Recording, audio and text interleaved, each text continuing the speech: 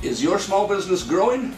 That's the question we address right here on the Grow Your Biz show. This is where I interview strategic entrepreneurs who can help you to navigate your niches, grow your pitches, and grow your business. Hi, I'm Paul, and this is another episode of the Grow Your Biz show, and I am thrilled to have Cynthia Cisneros on the program today. I've been chasing Cynthia for weeks and weeks and maybe months to become on the program because she's got a fantastic story. Cynthia, thanks for being on the show. Thanks for having me. Welcome, and how's your day going? It's going well, thank you. Well, great to be here, great to have you. Cynthia is Cyn or Cynthia, both? Both, either one. Either one, you answered to hey you. Yeah. Okay. Cyn is the founder of Cyn Concrete, is that right? Yes. Okay, and she has a great story. So Cynthia, tell us a little bit about your business. So my business is a concrete construction business. I'm a licensed contractor with the state of Nebraska. We do concrete construction, and it is also a social enterprise. Awesome. Well, we're going to peel that back a little bit. Often what I like to do is get the background on people before, instead of just jumping right into what they're doing now as a business, but how they got there is the story. In your case, the story is fantastic. So, so let's dive in. What did you what you do early on in your life as far as work, and where did that go? And tell us about the background. So, single mom, 4 boys. I've worked a lot of different jobs, but primarily have worked in social work. I have a history of trauma, so my way of giving back, my way of healing was to try to work in the area of women's issues. I believe a community is only as strong as its weakest girl. Okay. I believe I've been that girl in different situations at different periods in my life. Okay. And I also believe that I need to be the change that I want to see. To be the change that you want to see. I love that. We've heard that before, but you're looking at somebody who has walked that walk and believes it. So congratulations on that. Well, tell us what that meant. I mean, how did you get into social work, and what kinds of areas and things did you do in that area? Like I said, it's been mostly women's issues, whether it's maternal, child, and adolescent health, or sexual assault, domestic violence. I was trying to look for a way to heal. I was trying to look for a way to give back or to give meaning and purpose to things that have happened in my life. Okay. And it made me feel good. It fed my soul when I was doing it, but it wasn't feeding the household of 4 growing boys as well as I would like it to. Was feeding the soul, wasn't feeding the house. I think that might be a title of a book or something. Your book. I want to help you write your book. That's a great story. Yeah. And so you work for just various social service agencies and helping with domestic issues and women's issues and those kind of things. I mean, tell us about what you felt. I mean, did you? Not specific cases, but I mean, tell us about what you felt when you're doing the job. I mean, how you help people and what you did for them, and what you didn't do, what frustrations you had as well. Being a survivor of trauma, I'm very good in high crisis situations. Okay. My responses are very quick, and I'm a good problem solver. So that was always it was a very good fit for me, because the ability to walk alongside somebody during a high crisis situation. Well, you're probably really good at assessing what's going on, and can relate. And how did you help them walk through it themselves? You just have to meet people where they are. What skills do you use? Let me ask it that way. So for me, it's problem solving more than anything, and empathizing, compassion and empathy. Okay. People want to feel heard, understood, and they want to be empowered. And they don't necessarily want their problem solved for them, but they want to know how to solve problems. Or what resources. I'm really good at connecting resources. You are. You help them find the resources they need in the community. And a lot of times people in traumatic or crisis situations don't know where to turn, right? Right. And you help them get down this path or that path and toward the marriage, the broker is what you are and what you do. Yeah, and I've done it naturally. I mean, I was born in this country, but I was raised in Mexico, and so I've been I've been that bridge. I cross the international bridge every day to go to school, and I've always identified myself with that bridge because I've been able to connect people. I've advocated for my family as long as I could speak. Wow. So that's always been a secondary role in my life. Interesting. No matter what. When I interview entrepreneurs, I always often try to find what skill set and what traits really help them to be successful or to get started in their entrepreneurial journey. And I think the more I get to know you, the more I'm hearing that you are that broker, that connector, the person that really puts people together, and not only professionally but in your own life as well. Mm-hmm. And do you think that trait, that skill, has helped you in your entrepreneurial journey as well? Absolutely. Well, absolutely. As we're going to hear, I think it's all 100% of what you do in that. So, how long did you do social work? I did it for a few years, 4 or 5 years probably. Okay. Yeah, on and off. The year 2016, I took a 1-year road trip throughout the entire country of Mexico. So that's definitely a gap in my work history, but interesting, yeah. Yeah. No doubt. 1 year, huh? Really? Wow. A 1-year road trip throughout the entire country. Holy cow! Did the boys go along? The 2 youngest boys and my 2 dogs. Wow. What kind of vehicle? Yeah. Just a van or something? Yeah, minivan. Wow, that's stories right another there story. too. Oh man, that's great. Yeah. Well, interesting. And so, at what point did you decide that? How did you decide? Obviously, the household wasn't getting fed. You needed more. You needed more financial help. Being social work wasn't enough. How did you decide what was your next step? So I usually exclude TV from my house because I have 4 boys and I don't want them thinking that they are less than or that they need things that they don't need. To start desiring things. I think commercials are super bad. Ads, right? Yeah, I think TV is super bad for you. So I don't usually have TV in my house or TV service. And I was hooking up my internet, happened to have a great sales guy at Cox that talked me into getting Cox television service. I saw a thing on one of the news channels, MSNBC, CNBC, I don't know what it was, that said that concrete has a ridiculous profit margin. I want to say they said something like 80% profit margin. Okay. Concrete, okay. Wow. I wasn't sure exactly what profit margin meant. I remember Googling it, but I knew it was good. Yeah. I knew that meant it's a good thing. It was a good thing that Wow. it had like such a big. And then when I realized what profit margin meant, I was like, wow, I'm really smart. I can teach myself just about anything. I was at the time teaching myself Italian and Japanese. Wow. So I took 2 weeks. Taught myself just about everything there was to know about concrete. The 2 youngest is 2 weeks. 2 weeks. How's that for an MBA? The 2-week MBA by Sin. My 2 youngest is Boy's dad is a concrete finisher, so Okay. I'd seen him make a very decent living, just as a finisher. So I knew the numbers. It was a good possibility that it was right. Right. Like I said, I took 2 weeks calling Consolidated, calling Lyman Ritchie, calling Ready Mix, calling just about anybody who would talk to me. Asking and what separates you from a lot of people is that you said you didn't have just an idea. So, concrete is a 80% margin, and it's an interesting business, and I wonder if I could feed my household with that. This difference, Sin, is that you took action. Now, you just picked up the phone and called, and give me an example of Lyman Ritchie Concrete. Yeah, I'm like, hey, my name's Cynthia, and I just have a couple questions for you. What is slump? Like, what does the slump do, or what is slump in concrete? Who are you?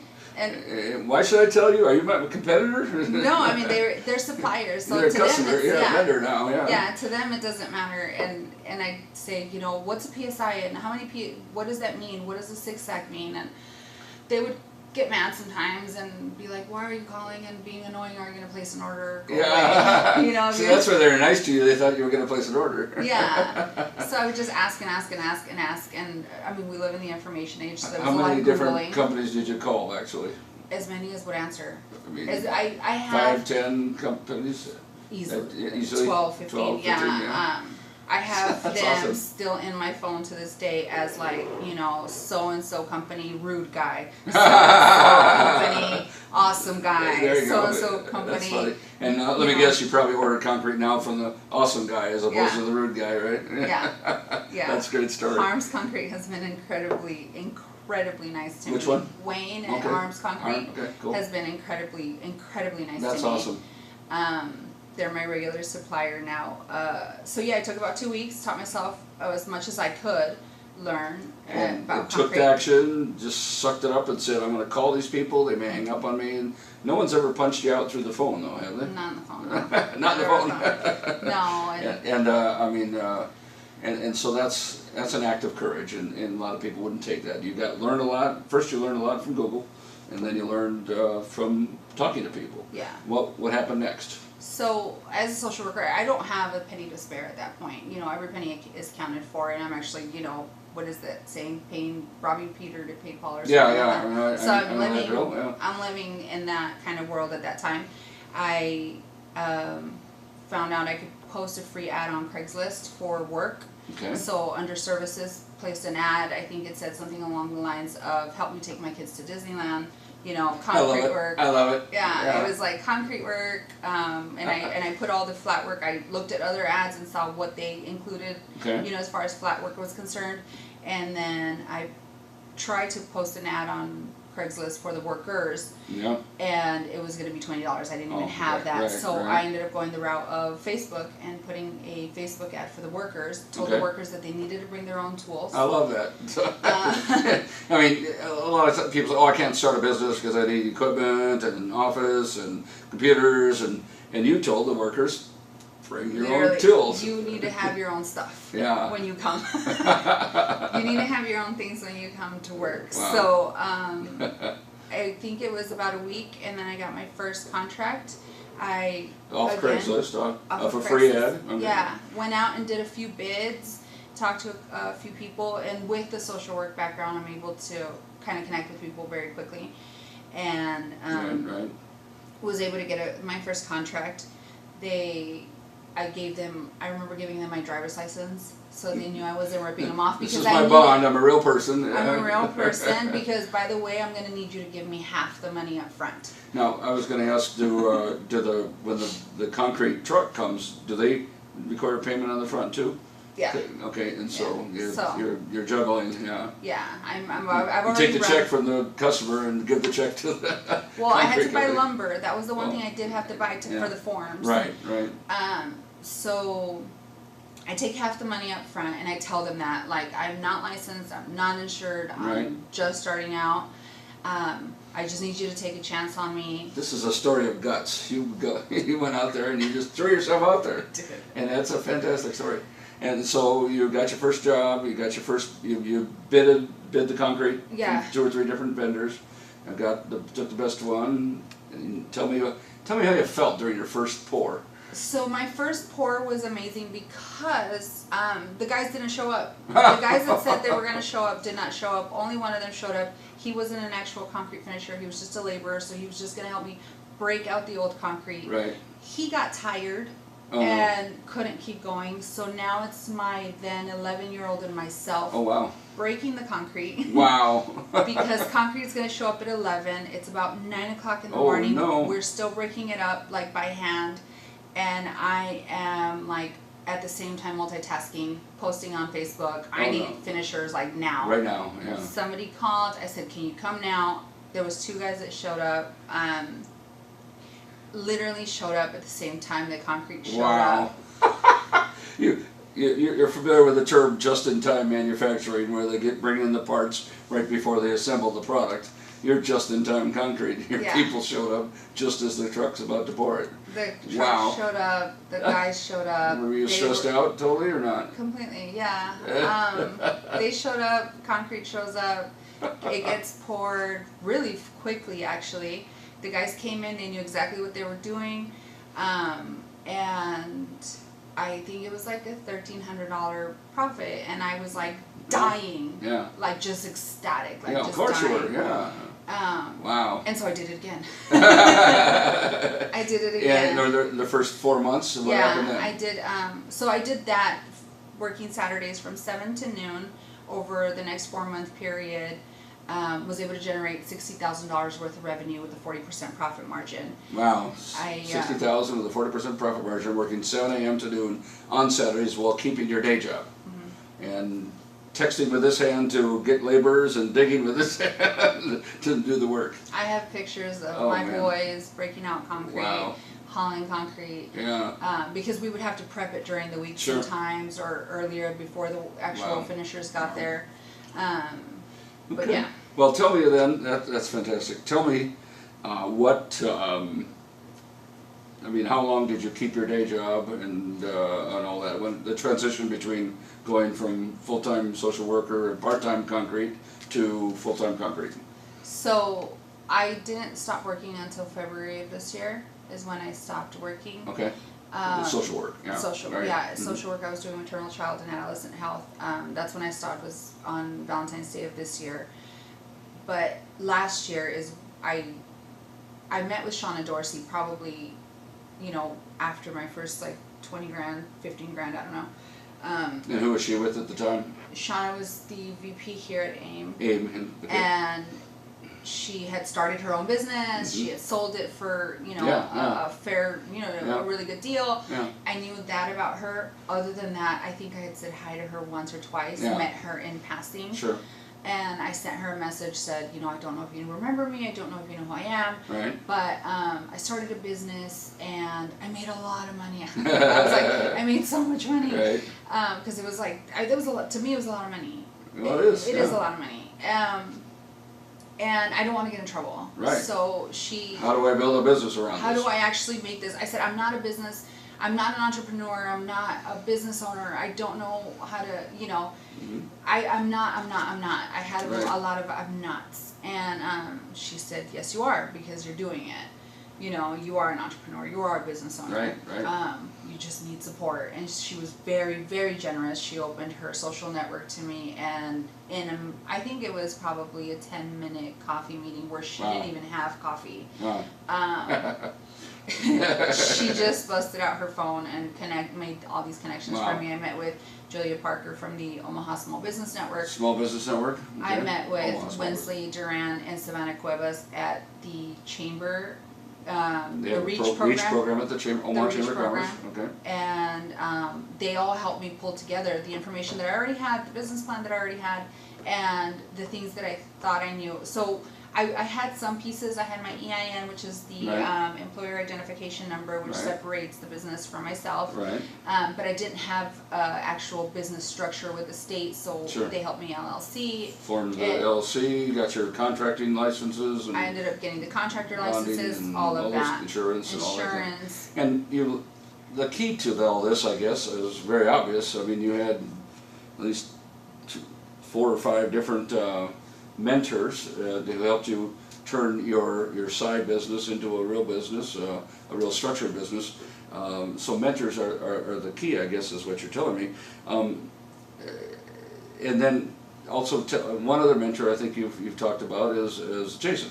So, I mean, you were a social worker, and you went to Jason with not originally, but you went to Jason with a question. So I saw Jason Feldman online, because everything's online now. I saw Jason Feldman online, and he had recently taken a trip to Guatemala. I looked at it. I thought that was an amazing trip. He had done it with Habitat.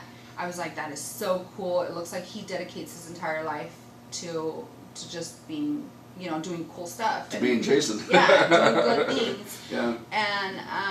And so I just wanted to meet with him just to kind of, just to pick his brain. I just thought he was a cool guy. Right. And in that conversation, I told him that I happened to own a concrete construction business, and that I was also still doing maternal, child, and adolescent health, that I was doing social work. And he was really quick to just, and I said, I don't know how to balance this, and I already have 4 boys, and I feel like I'm wearing myself really thin. Wow. And his response was, be yourself, and turn this profitable business into a social enterprise. And so do both. Educated me on what a social enterprise is. And for the viewers, tell us what a social enterprise is. So social enterprise is basically a for-profit business that does good in the community, that doesn't just chase the bottom line. It also changes to create impact in the community. So my company is my slogan for my company, or my motto for my company, is creating concrete change. I love it. Yeah, nice and simple. Not abstract change, concrete change. Yeah. That's great. The ideal is to be able to hire underserved populations, teach them a trade. I think trades are very undervalued. That's awesome. Yes. They pay very well, and it's Right. something that you can do anywhere in the world. Once Right. you become a concrete finisher, you can go anywhere in the world Right. and do it. Yeah. Everybody needs it. And it pays very well. Sure. So And you know, some customers you help out too. Tell us about that. I also have a collaboration with Project Houseworks, which is an organization, is a nonprofit that provides free house repairs. I do the concrete work for free to the elderly and disabled. Okay. I don't necessarily provide my services for free. They're discounted significantly, but they pay for it with grants. So Sure. the actual homeowner gets Sure. it for free. That's awesome. And that's another way of being So you're not part of the only social helping enterprise. the people who are in transition, underserved workers, learning trades and so on, you're also helping customers out there, maybe disabled or somebody like that. Elderly and disabled. Elderly disabled who need a better sidewalk or something like that. And It's not necessarily a better sidewalk. The thing is that these are hazardous Yeah. areas. Yeah. And a lot of people don't think about this. A lot of people don't consider that concrete's very expensive. Yeah. It's very expensive work. It's a skilled trade, and if your mobility is not good, and you're living in an older home, Right. and you have to get out to your car, and Yeah. you're having to go over Yeah. cracked concrete, it's very Well, dangerous. well, that's what I meant. You need a much better surface to be safe on, right? Yeah, And it's a safety you all issue provide at that that for point. you use underserved workers who are learning the trade to provide a service for people, elderly, disabled, who need that as well. It's truly doing good in the community. That's And awesome. The ideal there too is that you're taking a population that has been dehumanized and by society has been told that they're kind of a throwaway aspect of society, and you're rehumanizing them. I believe that in order to gain self-esteem, you have to do esteemable things. Okay. So it rehumanizes somebody, Right. not just to the person that's receiving the free concrete work, Right. because they might have had a different Right. perspective of somebody who just Interesting. recently left prison. Wow. You're helping on all levels. It's a convergence. Yeah.